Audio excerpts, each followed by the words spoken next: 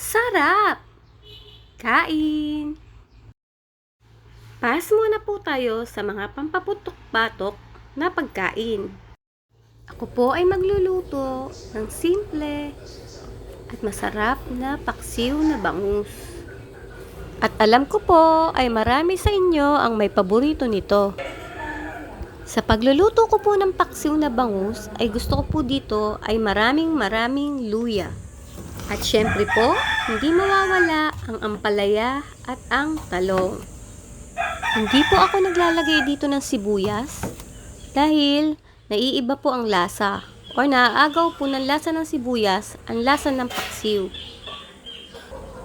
Isa po sa paksiw na isda ang simple at madaling lutuin na ulam.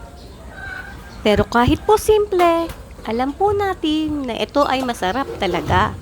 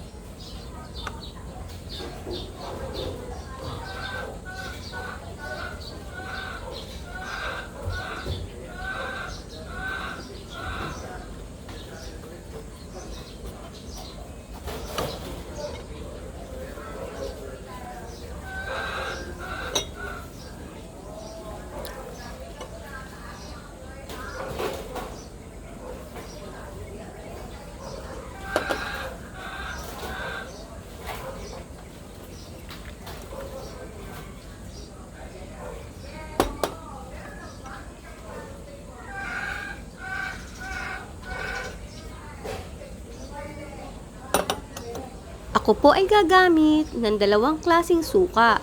Ang isa po ay cane vinegar at ang pangalawa naman po ay ang sukang paumbong or ang tinatawag na sukang tabang.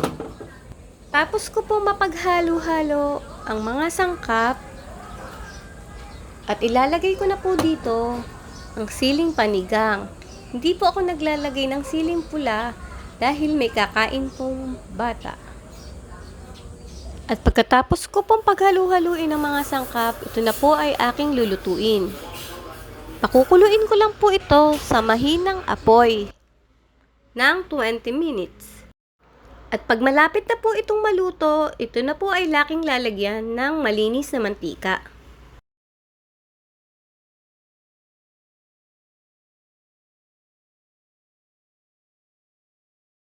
At ayan, luto na po ang ating paksiw na bangus.